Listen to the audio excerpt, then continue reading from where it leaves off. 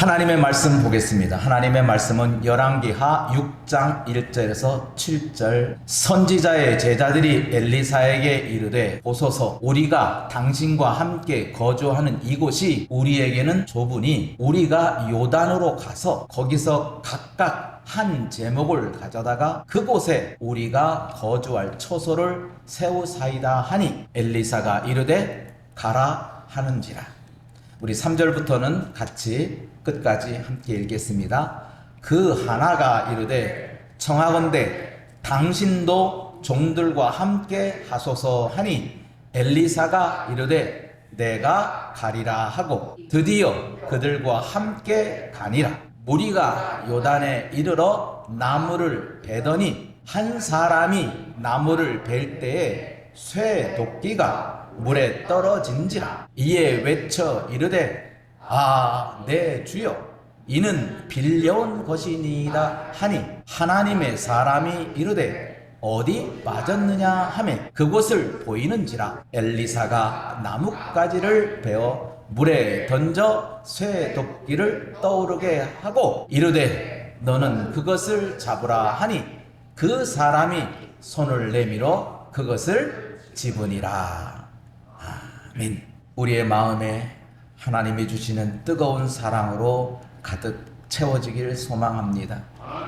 세상이 감당 못한 믿음의 소유자들, 선지자 엘리사 7번째 시간이 되었습니다. 오늘은 아주 재미난 이야기입니다. 바로 쇠도끼의 이야기입니다. 그 동화 속에 나오는 이야기 같은 이야기가 오늘 성경에도 기록되어 있습니다. 집을 지으려고 쇠도끼를 빌려왔습니다. 자기 것이 아닙니다. 주인이 따로 있는 도끼입니다. 근데 집을 짓다가 보니까 이 쇠도끼를 가지고 요단가로 갔습니다. 거기에 나무들이 있기 때문에. 그래서 요단가에 가서 집을 지으려고 그 제목들을 고르면서 요단가에 있는 나무들을 패기 시작합니다. 베다 보니 내가 쓰던 그 빌려온 쇠도끼가 그만 물에 떨어졌습니다. 그 요단가에 떨어졌어요. 그런데 이 물에 떨어진 이 쇠도끼를 떨어뜨리는 사람이 이제 나는 죽었구나. 왜? 그 쇠도끼가 주인이 따로 있어요. 내가 그 쇠도끼를 잃어버린 그 순간 그 주인의 종이 됩니다. 내가 그 사람의 종이 된다는 것은 내 생명이 아니라 그 주인의 생명입니다. 내 목숨이 그 주인에게 달렸습니다. 그게 종입니다. 그러니 절망하기 그지없지요. 그래서 주여, 오마이갓 한 거예요. 그래서 스승인 엘리사를 찾아가 구원의 손길을 SOS를 칩니다.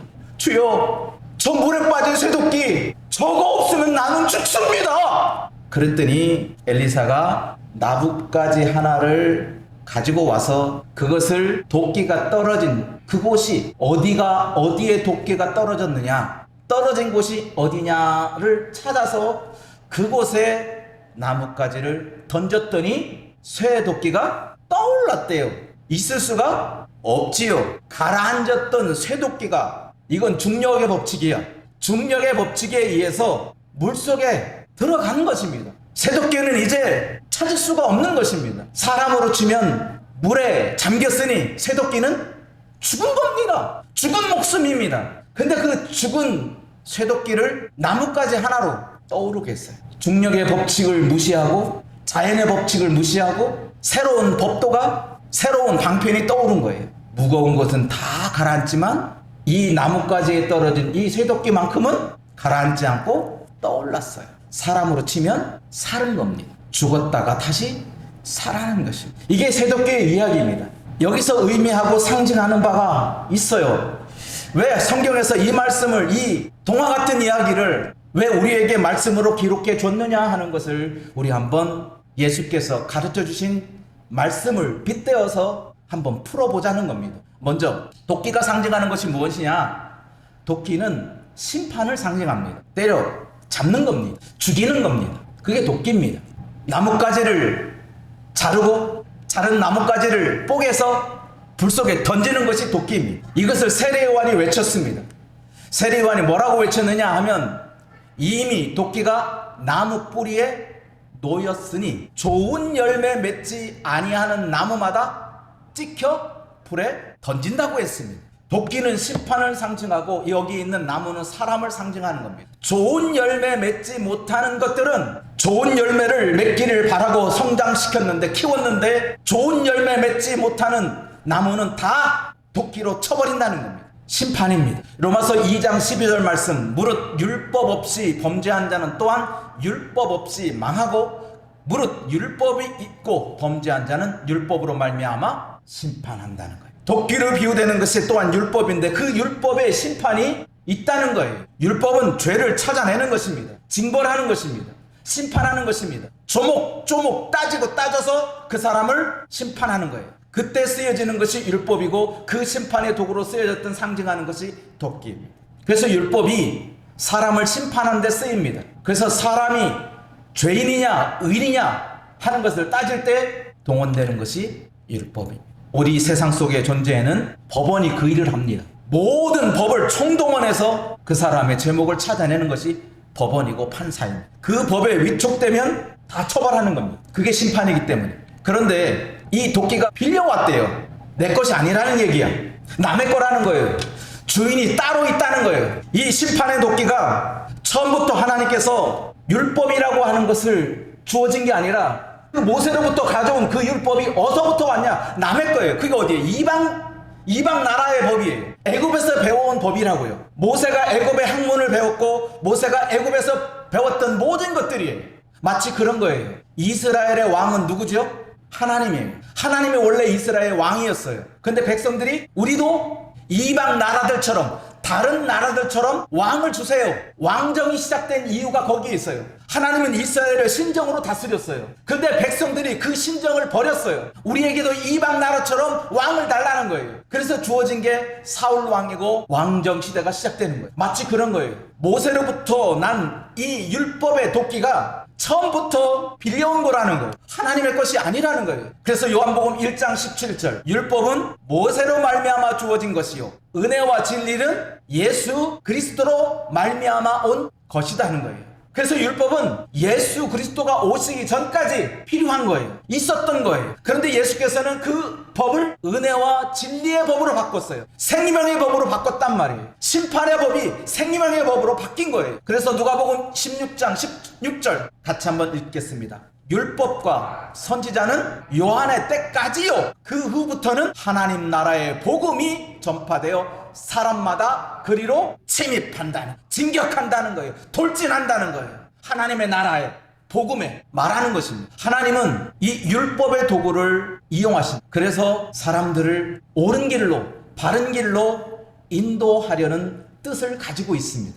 그런데 이 율법의 쇠도끼가 어떻게 했어요? 물에 빠졌다가 떠올랐어요. 물에 빠졌다는 것은 죽었다는 것이고 떠올랐다는 것은 살았다는 거예요. 도끼가 두 가지의 도끼가 있는 거예요. 물에 빠진 도끼가 있고 물에 떠오른 도끼가 있는 거예요. 물에 빠진 도끼는 죽은 도끼요, 물에 떠오르는 도끼는 사는 도끼라는 거예요. 그래서 예수님께서도 우리에게 법을 주셨어요. 새 계명을 너희에게 주노니 서로 사랑하라. 내가 너희를 사랑한 것 같이 너희도 서로 사랑하라. 너희가 서로 사랑하면 이로써 모든 사람이 너희가 내 제자인 줄 알라. 이게 법이에요. 모세의 법은 사람을 죽이는 법이에요. 안식을 지키라 해서 지킨 사람이 없어요. 이웃의 것을 탐하지 마라. 이웃의 것을 탐하지 않는 사람이 없어요. 이웃에게 거짓하지 마라. 이웃에게 거짓말 안 하는 사람이 없어요. 그러니까 사람은 죽어요. 안식일을 범해서 죽고 여호와의 이름을 망정되게 일컬어 죽고 이웃의 것을 탐해서 죽고 거짓을 말해서 죽고. 그래서 모세로부터 말미암은 율법의 법은 다 죽이는 법이에요. 그 법을 지켜서 산 사람이 없어요.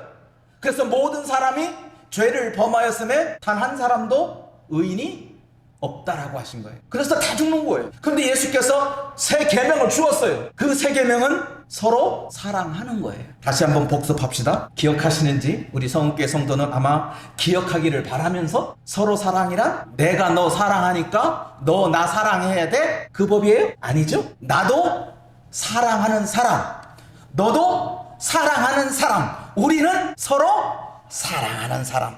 옆에 사람하고 다시 한번 기억을 되살리면서 시작. 나도 사랑하는 사람, 너도 사랑하는 사람, 우리는 서로 사랑하는 사람. 할렐루야. 분명히 알아야 돼요. 이 서로 사랑을 잘 깨닫지 못하면 이 진리가 안 서. 내가 너 사랑하니까 너 나 사랑하지. 그래, 우리는 서로 사랑하는 사이야? 그렇게 해석하면 무슨 일이 벌어진다 그랬어요? 왼수가 돼버려요. 그 반증이 있어요. 부부가 뭐래요?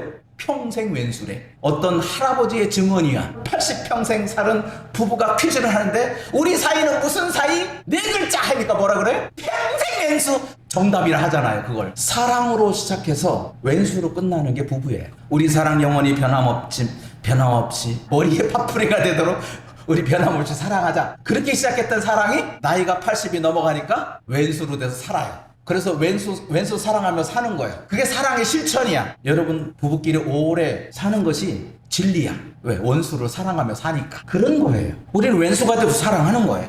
그게 사랑이니까. 우리는 종종 그런 얘기하죠. 당신 나 사랑해? 그러면 사랑하지. 여러분 오늘 가서 남편이나 아내에게 확인해 보세요. 사랑하냐고 하면 사랑 안 한다고 하는 사람 아무도 없어요. 왜? 사랑 안 하면 부부의 관계가 이루어질 수가 없어. 그런데 그 사랑이 왼수의 사랑이야. 사랑하는데 그래? 사랑하니까 그런 거야. 곁다리를 넘어갔습니다마는 예수께서 주시는 이 세 계명은 우리가 사랑하는 사람으로 남는 것을 원하는 거지, 사랑을 받아서 사랑하는 사람으로 남는 것을 원하는 게 아니에요. 우리가 사랑하는 사람으로 살기를 바란다고요. 우리가 사랑을 받으면서 이 사람한테 사랑받고 저 사람한테 사랑받고 이 사람한테 사랑받고 나도 사랑 주고 너도 막 이렇게 주고받고 하는 그런 사랑이 아니라 네가 나를 어떻게 얘기하든 나는 너에게 무조건 사랑한다. 하나님이 그렇게 사랑하기를 바라는 거예요. 그래서 그 사랑을 받고 그래 나도 저렇게 사랑하는 사람으로 살아야지. 그래 너도 사랑하는 사람 그렇구나. 사랑하는 사람 너무 세상을 많이 바뀌는 거예요. 그게 서로 사랑이에요. 우리 성도들 그렇게 지금 깨닫고 있죠? 다시 한번 이건 정말로 제가 소중하게 귀하니까 여러분에게 알려주니까, 아무한테나 알려주는 거 아니야. 이거 아주 귀하니까 여러분들에게 알려주는 거예요. 이 신비를, 서로 사랑의 신비를 하나님은 우리가 사랑하는 사람으로 살기를 바래요. 그 서로 사랑하는 사람을 나 혼자만 사랑하는 사람으로 살기를 원하는 게 아니라 너도 사랑하는 사람이 되길 바란다. 너도 사랑하는 사람이 되길 바란다. 그래서 너와 나가 서로 사랑하는 사람으로 살기를 바란다. 이게 예수께서 말씀한 서로 사랑의 법이에요. 그러니 너도 살고 나도 살고 너도 살아. 그러니까 우리가 모두 사는 사람이 돼버립니다. 모세의 법은 너도 죽고 나도 죽고 너도 죽어. 다 죽어. 한 사람도 의인으로 살아갈 사람이 없기 때문에 그래요. 그래서 예수님께서 이 세 계명을 말씀하시면서 이런 말씀을 곁들여서 우리에게 하십니다. 사람이 내 말을 듣고 지키지 아니할지라도 내가 그를 심판하지 아니하노라. 내가 온 것은 세상을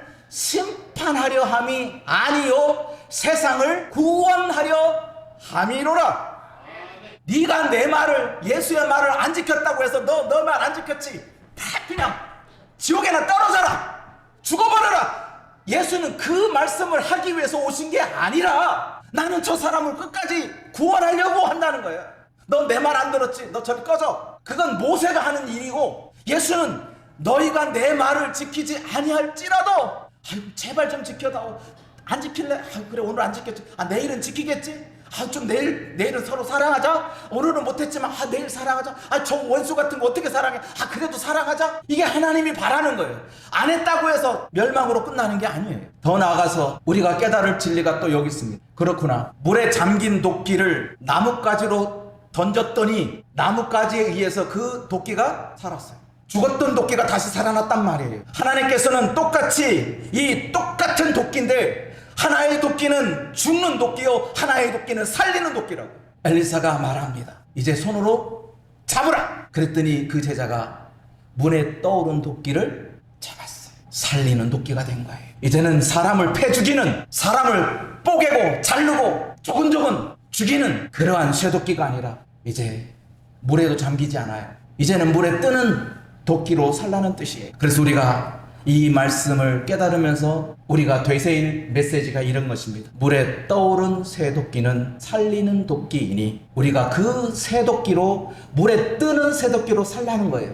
그럼 물에 뜨는 쇠도끼가 무엇이냐? 바로 사랑이라고 하는 거예요. 예수께서 사람을 살리는 방법을 하나님은 처음부터 갖고 있어요. 그래서 율법이 주어지기 전에 하나님은 우리를 사랑하셔. 새 계명이 없었던 것이 새로 나온 게 아니라 이전에는 감추어졌었어요. 감추어진 것을 새롭게 만들었어요. 그게 새 계명이에요. 하나님의 사랑은 이미 오래전부터, 창세전부터 우리를 사랑하심이 있어요. 근데 그 오래전에 태초 전부터 사랑했던 그 사랑이 유다 베들레헴 마구간에서 그 사랑은 사람을 살리기 때문에 우리도 분명히 법을 가지고 있어요. 지금까지 살아온 모든 생활에서 얻어지는 규례와 법례와 규칙들이 있어요. 여러분 그것을 좋게 사용해야 돼요. 사람을 죽이는 데 쓰면 안 돼요. 사람을 살리는 데 써야 돼요. 여러분들이 갖고 있는 모든 생활의 규범들, 법례들, 도덕들, 신앙의 의들, 그런 모든 것들을 사람을 죽이는 데 사용되면 안 되고 그 법이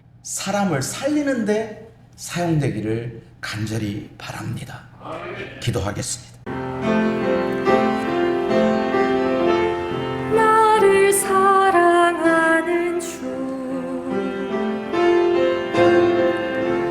나의 곁에 계신 주, 이 작은 나의 기도 들어 주소서.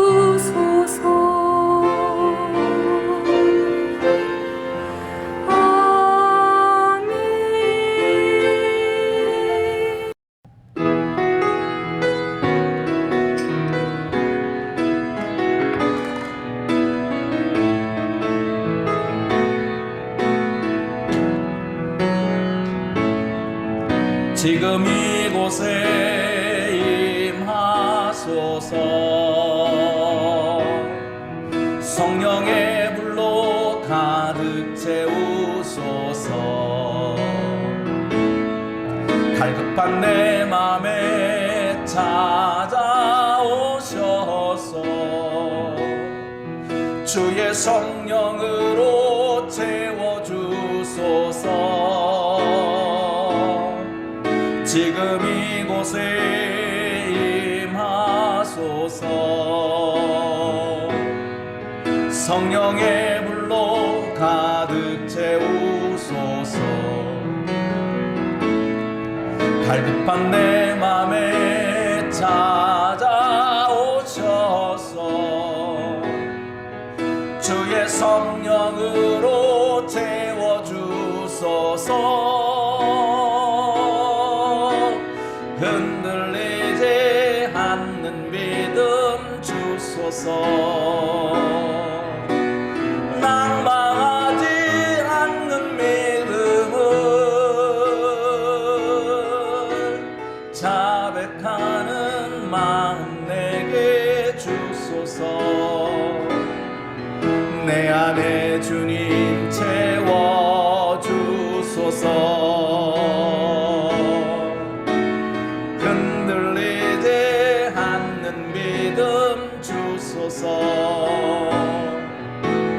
낭망하지 않는 믿음을 자백하는 마음 내게 주소서. 내 안에 주님 채워주소서.